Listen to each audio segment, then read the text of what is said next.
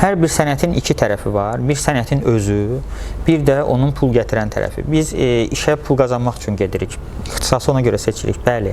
Amma məncə elmdə və sənətdə sənət tərəfi, elm və sənət tərəfi daha ağır basırsa bu işlə məşğul olmalısan. Pul qazanmaq istəyən getsin bizneslə məşğul olsun, idarəçiliklə məşğul olsun. Bu sözümün bunu nəyə vurğulamaq istəyirəm? Bu elmin, bu sənətin məşğuliyyəti yəqin ki, hər sahədə elədir, bitmir.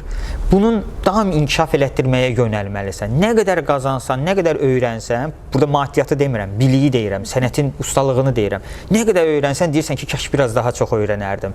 Yəni, sənətə ac olmaq lazımdır və bu aclığı doymamaq lazımdır, dalıca getmək lazımdır. Sənətdə elmi nə qədər öyrənsən, deyirsən azdır. Birinci tövsiyəm odur ki, elə bir qrafik, elə bir trayektoriya, elə bir inersiya seçsinlər ki, öyrənə-öyrənə getsinlər də, dayanmasınlar. Nə qədər çox öyrənsələr onlara kardır, qazançdır. Qazanc budur yəni.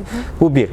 Yox, əgər bu onları yorursa, qorxudursa, xüsusilə mama ginekologiya qanlı ixtisasdır, mama ginekologiya gecəsi gündüzü olmayan ixtisasdır. Bu onları qorxudursa heç məşğul olmayıb, daha sadə ixtisaslarla məşğul olsanlar, heç kim onları qınamaz və bu həvəsləri varsa bu ixtisasla məşğul olsunlar, bu döyüşə hazırdırlarsa bu ixtisasla məşğul olsunlar və axıra qədər də getsinlər.